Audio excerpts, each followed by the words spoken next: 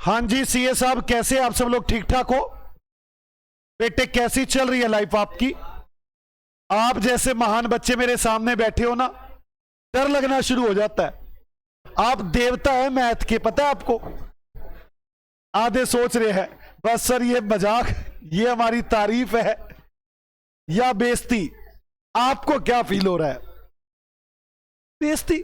कैसी बातें कर रहे हो बेटे, मैं तारीफ कर रहा हूं आपकी।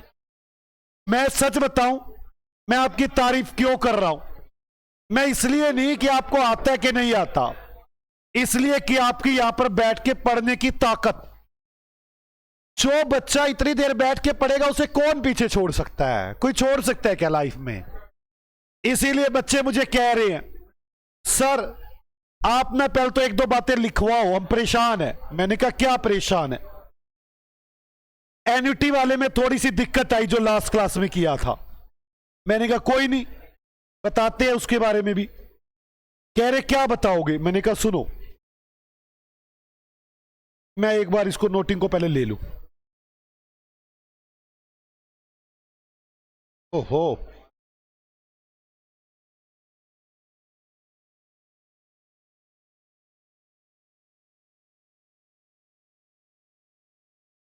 ये थ्योरी थी ना हमारी।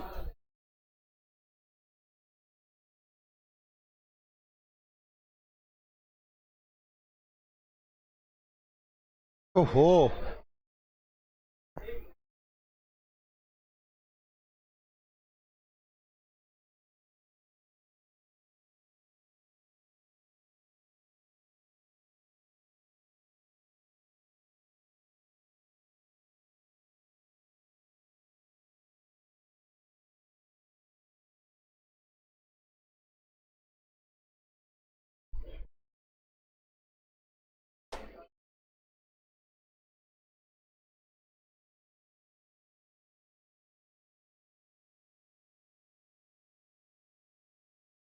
अभी तक ना बच्चों आप ये बातें लिख चुके हो, अगर आपको ध्यान हो थ्योरी में आप अब तक ये बातें लिख चुके हो।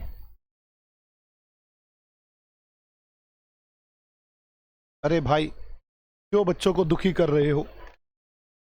चलो देखते हैं। अभी तक आप ये बातें थ्योरी में लिख चुके हो।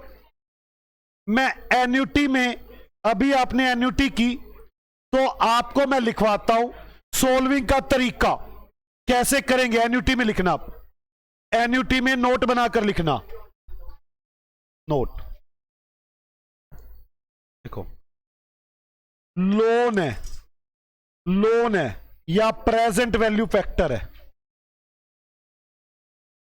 तो first use end of each year.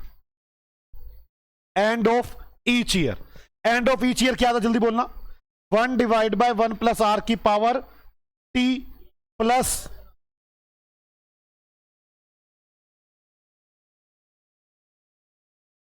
GT. पहले ये यूज करना है अगर क्वेश्चन में कुछ ना पता चले। If no information in the question, अगर क्वेश्चन में कोई इंफॉर्मेशन ना हो, फिर सेकंड क्या यूज करके देखना है? Use starting of each year. ठीक है, तो क्या करोगे? 1 डिवाइड बाय 1 प्लस आर की power t minus 1 g t plus 1। Okay, अगर इन्वेस्टमेंट है मतलब फ्यूचर वैल्यू है, तो first use end of each year, मतलब 1 प्लस आर की power t minus 1 g t plus 1 plus r plus 1। Okay, second क्या use करोगे? Use starting of each year, 1 plus r की power t g t plus 1 plus r. और अगर मुझे पता ही नहीं चल पा रहा लोन है कि इन्वेस्टमेंट है, लोन और इन्वेस्टमेंट, तो क्या यूज करेंगे? लोन है या investment? First, use loan starting of each year, and of each year.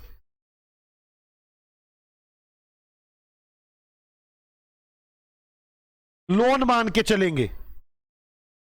फिर use investment and of each year. फिर क्या यूज करेंगे? Use loan starting of each year, use investment starting of each year. ये कल की बातें अभी तक कर रहा हूं मैं। पहले तो ये समझ में चाहिए, आज की बात तो अभी शुरू ही नहीं की मैंने। ये कल वाली बात थी जिसमें आपको एन्युटी के अंदर ये प्रॉब्लम आ रही थी। तो आप चेक कर लो लोन, तो पहले क्या यूज करके देखोगे? And of each. ना हो रहा हो तो स्टार्टिंग ऑफ ईच। ऐसे इन्वेस्टमेंट मिल जाए starting of and of each, ना हो तो स्टार्टिंग। ये भी ना पहचान हो रहा हो लोन है कि इन्वेस्टमेंट, तो पहले लोन एंड, फिर इन्वेस्टमेंट एंड, फिर लोन स्टार्टिंग, फिर लोन एंड। वैसे इतनी लंबी सिचुएशन तक आना नहीं पड़ेगा अभी। कोई डाउट है किसी को? आज हम आगे एग्जाम्पल्स करते हैं। थ्योरी में समझ में आ गया बच्चों? यहां तक लोग लिख लो बच्चों। फिर आज के एग्जाम्पल्स करेंगे हम। एन्युटी वाले एग्जाम्पल्स कुछ पेंडिंग थे।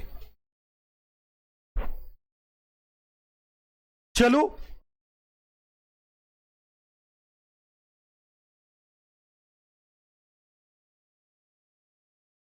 लिख लिए बच्चों? आ जाओ, हम चलते हैं एग्जाम्पल्स पर।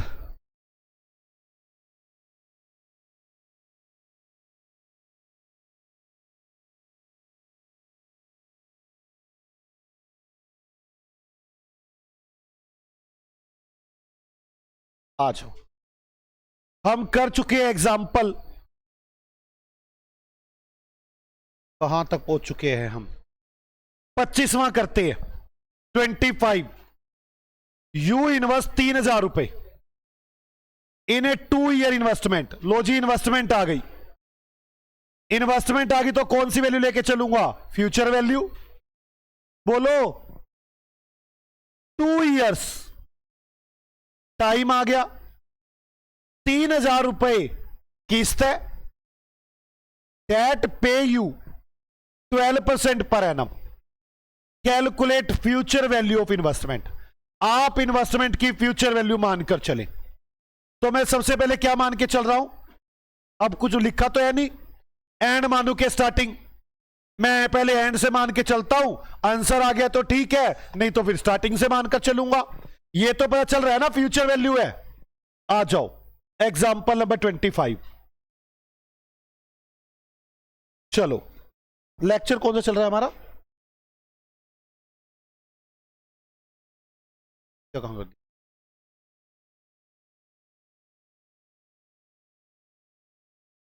एक मिनट।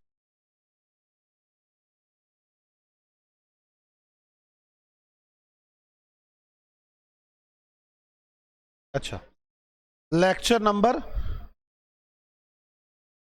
8 चल रहा है ना हमारा? 8वां लेक्चर है। चलो, एग्जाम्पल 25। चलो, फ्यूचर वैल्यू 1.12।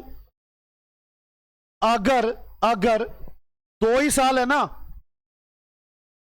मैं इसे एंड मानता हूं तो 1.12 ही बनेगा। बोलो यार, टाइम 2 साल है, रेट 12% है। आपको 1.12 कितनी बार करना है? एक बार, ठीक है ना? फिर क्या दबाएंगे? जीटी, 1.12 ही आएगा। फिर क्या करेंगे इसमें? प्लस। यार जीटी दब गया। अब जीटी दबने के बाद यही आएगा, कुछ होएगा ही नहीं। और 1+R भी ऐड नहीं होगा क्योंकि कुछ पेंडिंग तो बचा ही नहीं भाई, जीटी ने कुछ टोटल ही नहीं किया। प्लस क्या करेंगे इसमें? 1। यार एंड में ऐसे ही करते थे ना, 1 प्लस आर की power t minus 1 g t plus 1 plus r plus 1, यही तो करना है। तो 1 प्लस आर तो 1.12, टी माइनस 1 मतलब एक ही बार है, 2 साल थे ना। जीटी दबाओगे यही आ जाएगा, होगा ही कुछ नहीं, पुराना जीटी में कुछ ऐड ही नहीं करना। अब प्लस 1 कितना हो गया 2.12, बोलो 2.12 हो गया। अब 3,000 रुपए की किस्त है, 3,000 है एक, तो 2.12 कितना, नहीं इसमें 1 प्लस आर नहीं होगा यार, अगर जीटी का यूज ना हो पा रहा हो तो 1 प्लस आर यूज नहीं होगा। हाँ दोबारा 1 प्लस आर क्यों नहीं हुआ यार, हम ना जीटी दबा के ना सबको जोड़ते थे। आप मेरी जीटी दबना ही नहीं ना इसमें यार, आप मेरी बात समझो, आप मेरा तरीका समझो। मैं 1.12 करता था, फिर 1.12 इंटू 1.12 करता था, 1.12 इंटू 1.12 इंटू 1.12 करता था, ये और ये इक्वल में आ जाते थे, जीटी से जुड़ जाते थे, फिर मैं ये वाला जोड़ देता था लाके।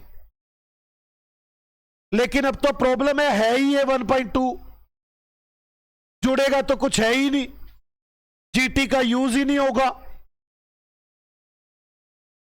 नहीं समझ में आई बात यार, कम से कम 2 पावर तो होगी तभी तो जीटी का यूज करोगे। अब आप लोग पता क्या कर रहे हैं, कुछ लोग अपना दिमाग नहीं लगा रहे, अब वो लोग फॉर्मूलों में घुस रहे हैं। अगर आप फॉर्मूलों में घुसो तो कभी कामयाब हो ही नहीं सकते। आप उस फॉर्मूले को बनाने के लिए मेरा लॉजिक देखे, मैंने क्या लॉजिक लगाया था, जीटी क्यों दबाते थे, उसका रीजन समझो।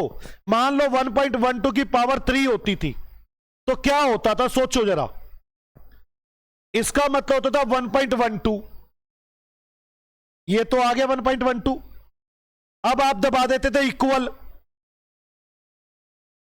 जैसे आपने यहां तो इक्वल नहीं दबाया था ना, 1.12 लिखते हुए तो इक्वल नहीं दबाया था ना, आपने ये दबा के इक्वल दबा दिया, ये आ जाता था 2 साल।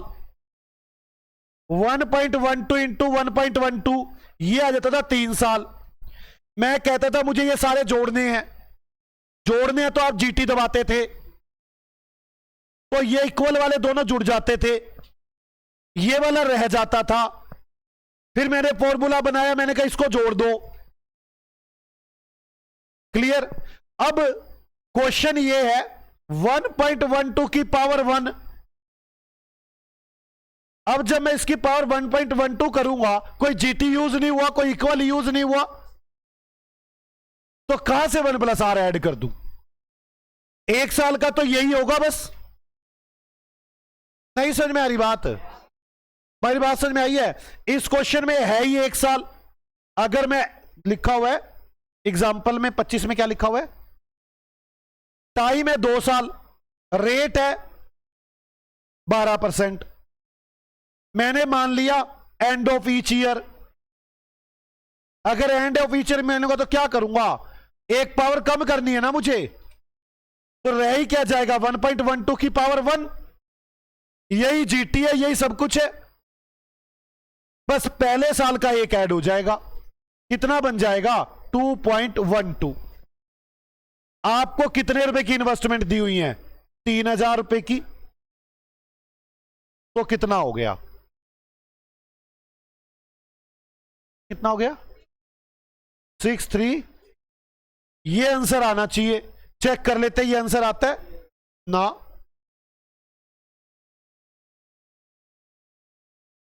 3,000 रुपए यू इन्वेस्ट, 3,000 रुपए in 2 year investment, that pays 12% per annum. ओफो, कोई स्टार्टिंग वेटिंग नहीं मानना।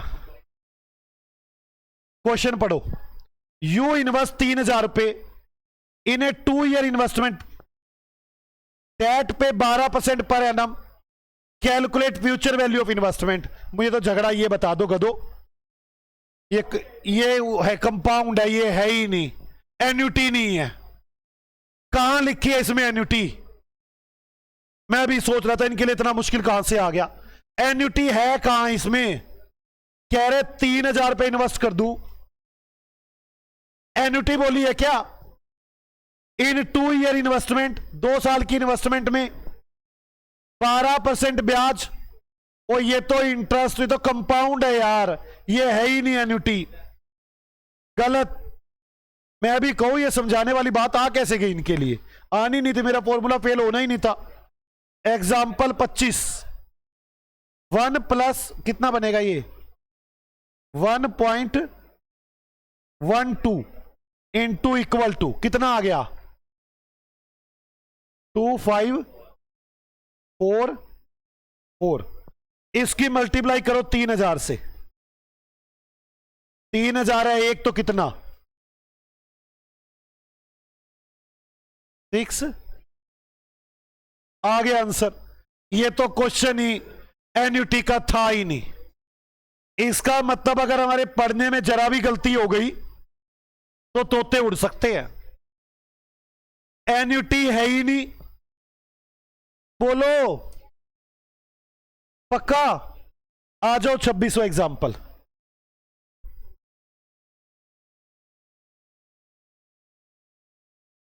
26वां, find the future value of annuity. शुक्र है एन्युटी आई।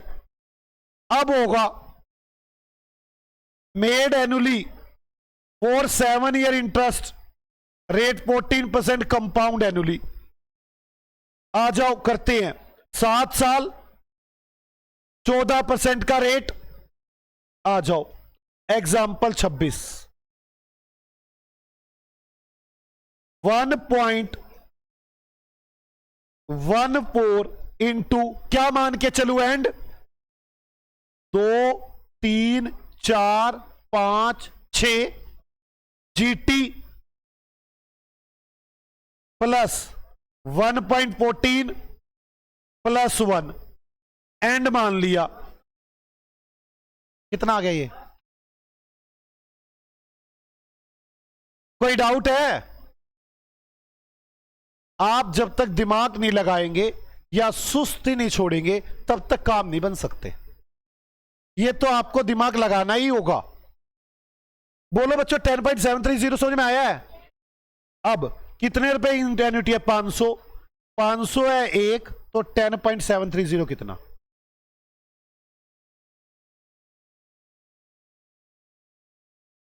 फाइव। यही आ रहा है। देखो क्या ये आंसर है 5365। ओके, इन्होंने जानबूझ के पहला क्वेश्चन दिया कंपाउंड का ताकि बच्चे ध्यान से पढ़ पाए कि इसमें एन्युटी नहीं है 25वें में, और 26वें में कहता है एन्युटी है।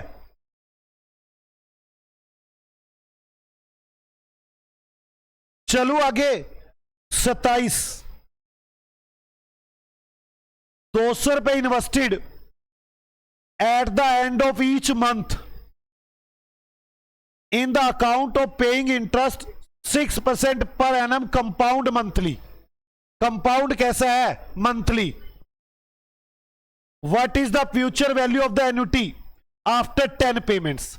10 पेमेंट्स के बाद क्या होगा? पहले तो मुझे पर मंथ का करना होगा, और 10 पेमेंट्स है, और इन्वेस्टेड ईच मंथ है, एन्युटी है। चलो चलो 27वां एग्जाम्पल, 1 प्लस 6% है ना, महीने का बना लो, कितना बनेगा यार? कंपाउंड मंथली है, 6 डिवाइड बाय 12, 1 पॉइंट। यहां तक ठीक है। इनटू कितनी किस्तें हैं? 10। 2 3 4 5 6 7 8 9। क्योंकि मैं क्या मान के चलूंगा? एंड, और दे भी रखा है वैसे एंड। अच्छा, अगर ये होता सिंपली कंपाउंड इंटरेस्ट तो बस यही बात खत्म हो जाती। अब जीटी प्लस 1.005 प्लस 1 11.23 अब 200 रुपए है, 200 है एक, तो 11 पॉइंट कितना,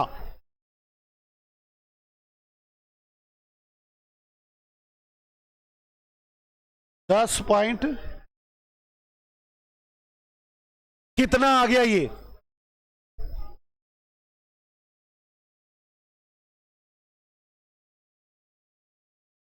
कितना 30 पॉइंट। देखते क्या ये आंसर है, यही आंसर है। कोई डाउट है किसी को, आगे चलते हैं। वो आपसे ये कह रहा है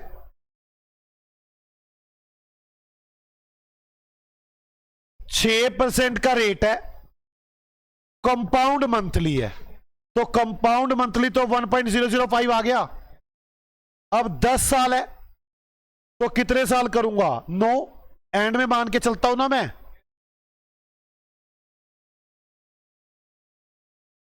अब एंड ऑफ ईच मंथ था, जीटी प्लस जो पहले वाला रह गया प्लस 1, ये कितना आ गया 10.2280। अब ये 200 रुपए की किस्त है, 200 रुपए एक है, तो 10.2280 कितना, ये आ गया। कोई डाउट है, पक्का बच्चों, 28 आ जाओ। जेड इन्वेस्टेड 10,000 रुपए एवरी ईयर, और लिख दिया स्टार्टिंग फ्रॉम टूडे, स्टार्टिंग से है ये, ठीक है, स्टार्टिंग से है। For next 10 years, suppose interest rate 8% per annum, compound annually, calculate future value of annuity. आपको एन्युटी दी हुई है 10,000 रुपए, टाइम दिया हुआ है 10 साल, और कैसे दिया हुआ है, स्टार्टिंग से, बोलो, और 8% का रेट है, तो करो एग्जांपल 28, 1.08 इंटू 2 3 4 5 6 7 8 9 10, 10 साल है ना, 10 साल। आप मेरी बात समझो, पूरे 10 पे जाऊंगा, स्टार्टिंग है जीटी प्लस 1.08, कितना आ गया बच्चों, 15 जब तक आप लोग खुद इन क्वेश्चनों को एक बार घर पे 3-4 बार नहीं निकाल लेंगे, तब तक कामयाबी नहीं मिलने वाली।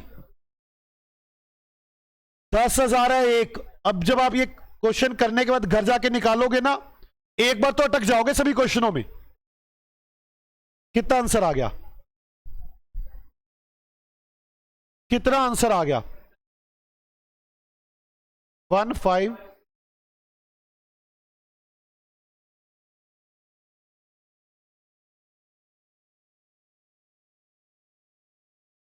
ये 1,56,455 रुपए, 1,56,455। कोई डाउट है किसी को? आपको बच्चों या तो ये सीख लो, या यार इसमें थोड़ा दिमाग चला लो, और 1 मिनट में यही सोल्व कर सकता है, और रियल तरीका भी यही है। बोलो, example number 29,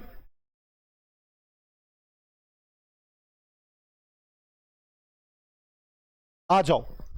what is the present value of ₹1 to be receive after 2 year.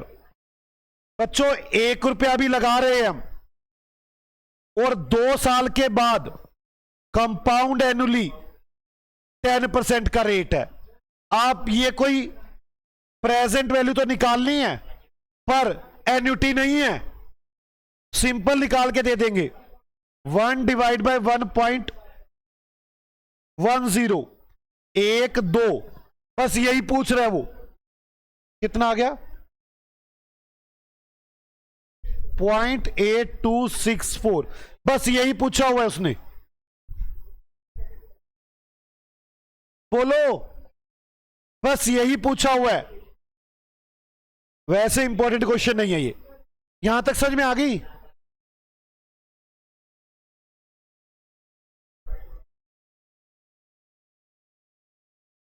अब पढ़ो। जीटी एन्युटी नहीं थी यार, आपके अभी समझ से बाहर आएगा क्वेश्चन। एन्युटी नहीं थी इसमें, आप इस क्वेश्चन को रहने भी दे सकते हैं, अभी कोई इशू नहीं है। ये ना उसको समझाने के लिए, जो मैंने समझा चुका हूं ना, उसको समझाने के लिए एग्जांपल दिया हुआ है। मैं समझा चुका हूं अपनी बात को अपने तरीके से। मुझे ना 30वां क्वेश्चन आपसे चाहिए, मुझे आपने बताना है कि एन्युटी है या नहीं है।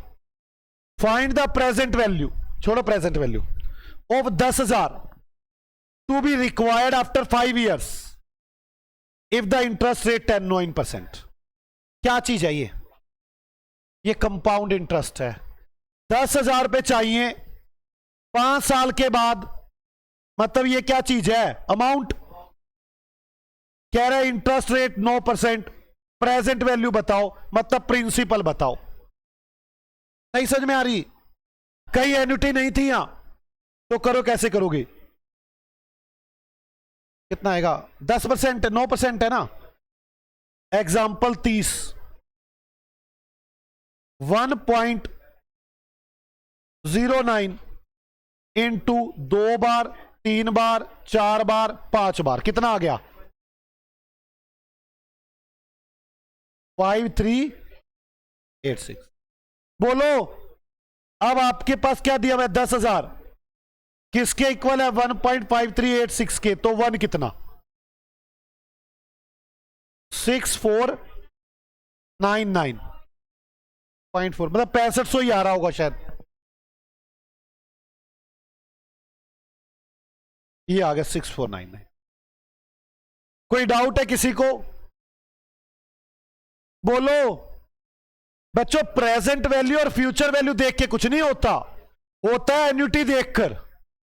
जीटी तो तभी यूज होता है।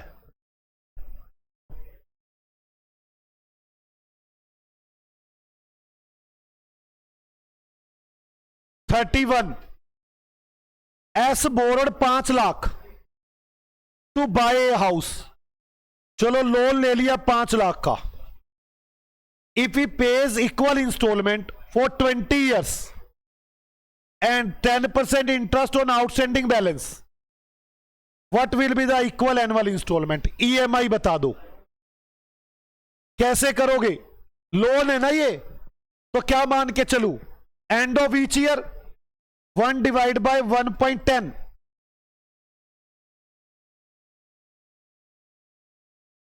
कितनी बार करना है मुझे? 20 बार।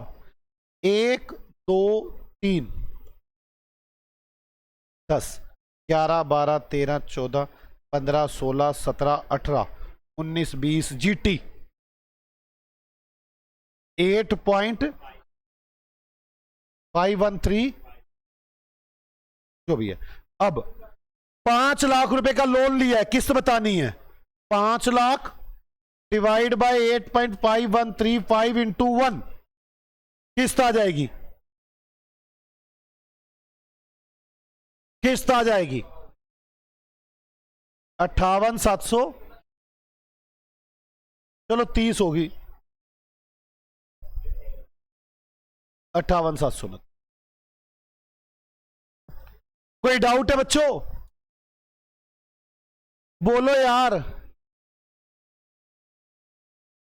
एग्जाम्पल 32,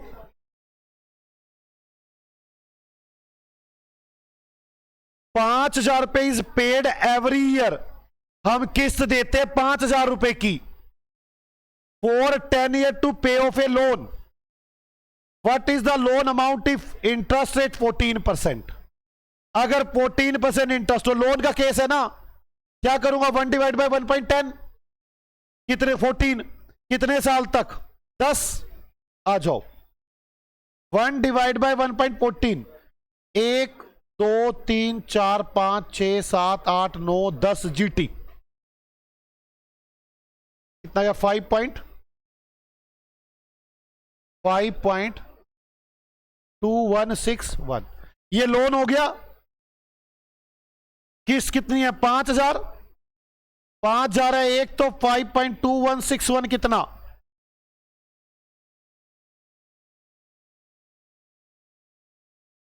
26 इतने रुपए का लोन लेना होगा।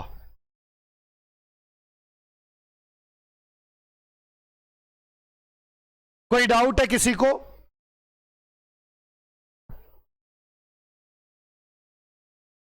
Example number 33।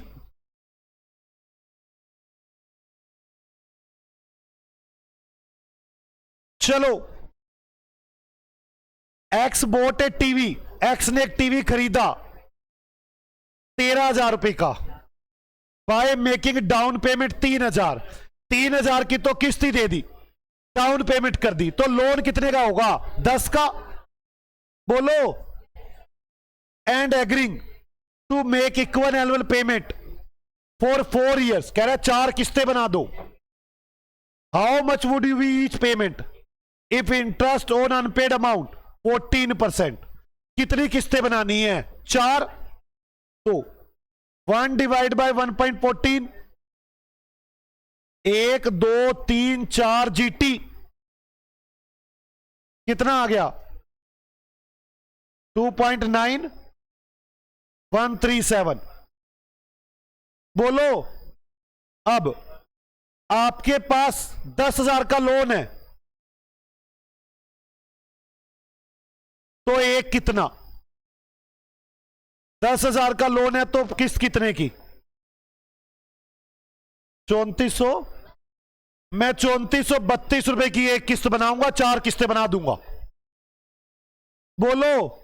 एक आदमी ने 14,000 रुपए का टीवी लिया, 4,000 आपको दे गया, 10,000 की किस्तें बनवाई। आपने 4 किस्त बनाई है 3432 की। बोलो। पक्का? देखो इसका आंसर आ रहा है 3432, ये आ गया। Okay. 34। Suppose your mom decide to give gift to you 10,000 रुपए एवरी ईयर। आपकी मम्मी कह रही है आपको 10,000 रुपए का हर साल गिफ्ट देंगे। कमाल है। स्टार्टिंग फ्रॉम टुडे, लो जी, एंड से नहीं, स्टार्टिंग से, फॉर नेक्स्ट 5 ईयर, अगले 5 साल तक हर बार gift. You deposit this amount in a bank as when you receive the end get 10% interest compound annually. आपकी मम्मी ने बैंक में पैसे जमा करवा दिए, 10% ब्याज आती रहे। मुझे बताओ, पैसे आज ही जमा करवाएंगे ना? और पैसे आपको गिफ्ट कब देने हैं? किस्तों में। लोन हो गया एक किस्म का, आज पैसे जमा होंगे और किस्तें मिलेंगी। लोन हो गया। इन्वेस्टमेंट में तो होता है किस्तें आज दो, पैसे इकट्ठे बाद में लो। आपकी मम्मी ने क्या किया सुनो। एग्जाम्पल कौन सा है ये? 34। आपकी मम्मी ने आज बैंक में कुछ पैसे जमा कराए हैं और कह रही है मेरे बच्चों को गिफ्ट दे दो 10-10 हजार रुपए महीने का, साल का। तो ये तो लोन की तरह हो गया ना भाई। अभी पैसे इकट्ठे होंगे, बाद में किस्तें होंगी। इन्वेस्टमेंट तो ये होती है, आपकी मम्मी कहती है मैं 10-10 हजार जमा करा रही हूं, बाद में मेरे बच्चे को इकट्ठे पैसे दे देना, तो इन्वेस्टमेंट हो जाती। बोलो। ये देखो क्वेश्चन क्या कहता है। मम्मी कह रही है 10,000 रुपए every year starting from today for next 5 years. You deposit this amount in a bank as and when you receive and get 10% annum interest. तो कैसे करेंगे? 1 डिवाइड बाय 1.10 ब्याज। स्टार्टिंग है ना, स्टार्टिंग है ना, तो 5 साल देने तो कितना करूंगा? 4। 1 2 3 4 जीटी प्लस 1 4. ये पैसे बैंक में जमा कराने पड़ेंगे आपकी मम्मी को, अगर आपको 1-1 रुपए के गिफ्ट देने हैं 5 साल तक। तो आपको गिफ्ट कितना देना है आपकी मम्मी ने? 10,000, वो कितने के बराबर है? 1 के। तो आपकी मम्मी को इतने पैसे बैंक में जमा कराने होंगे। कितने हो गए? 41,698 रुपए आप बैंक में जमा करवाएं और 10,000 के 5 लोन मिलेंगे। दोबारा बोलो। मैं मानता हूं माइंड आपका स्लो चल रहा है, लेकिन ये आप जान के हैंग कर रहे हैं इस वक्त। हो क्या रहा है मैं आपको बताता हूं। आप काम पे मेहनत कर रहे थे, आपके अंदर से फीलिंग आने लगी बहुत देर हो गई है, अब मैं थक गया हूं। आपके अंदर से ये फीलिंग आने लग गई। जैसे ये फीलिंग आनी शुरू होगी, आपका दिमाग चलना बंद कर देगा और आपको इस फीलिंग से दूर रहना है। ये फीलिंग आपका पड़ोसी भी आप पे ट्रांसफर कर सकता है। आप काम किए जा रहे हैं और पड़ोसी कह रहा है बहुत हो गया, मैं तो थक गया, समझना बंद हो गया। पड़ोसी की ट्रांसफर आ रही है। ऐसे पड़ोसी को छोड़े। आप समझे, आप मेहनत करने के लिए बैठे हैं और मेहनत करेंगे। ध्यान से सुनो। आपकी मम्मी कह रही है मैं कुछ पैसे बैंक में जमा करा दूं, पहले साल, दूसरे साल, तीसरे साल, चौथे साल, 5वें साल की स्टार्टिंग में मेरे बच्चे को गिफ्ट मिलते रहे। साल स्टार्ट होते ही मैंने कहा एक काम करता हूं, मैं बता देता हूं, अगर 1 रुपए का आप गिफ्ट देना चाहते हो अपने बच्चे को, तो आपको बैंक में कितने पैसे जमा कराने होंगे। तो मैंने अपनी रेशो पर आया 1/1.10, 1 2 3 4 GT + 1 कितना आ गया? कितना आ गया? 4.1698। मैंने कहा आपकी मम्मी को इतने पैसे बैंक में जमा कराने होंगे। ये 1 रुपए के गिफ्ट के लिए है। आपकी मम्मी कह रही है 10,000 रुपए का गिफ्ट देना है। मैंने कहा 10,000 1 के इक्वल है, तो आप इतने पैसे बैंक में जमा करा दो। समझ में आ गई है? ये इन्वेस्टमेंट का केस नहीं है। इन्वेस्टमेंट का केस कौन सा है मैं आपको बताऊं। जब आपकी मम्मी ऐसे कहे मैं अभी कुछ पैसे जमा कराती हूं, अभी कुछ, फिर कुछ, फिर कुछ, फिर कुछ, और 5वें साल के एंड में आप मेरे बच्चे को टोटल गिफ्ट दे देना, ये होती है इन्वेस्टमेंट। कि आप पैसे जमा कराते रहे बाद में इकट्ठे ले। अगर आप स्टार्टिंग में इकट्ठे करते हैं और टुकड़ों में बाद में किस्तें करते हैं, तो ये लोन वाला केस बनता है। समझ में आ रही है? लोन में भी ऐसा होता है, बैंक वाले इतना पैसा दे देते हैं, कहते हैं हमें 1-1 रुपए की किस्त दे देना।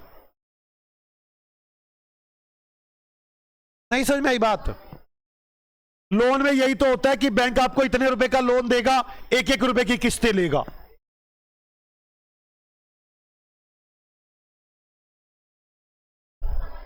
आज इतना ही करेंगे, मिलते हैं आपसे अगली क्लास में।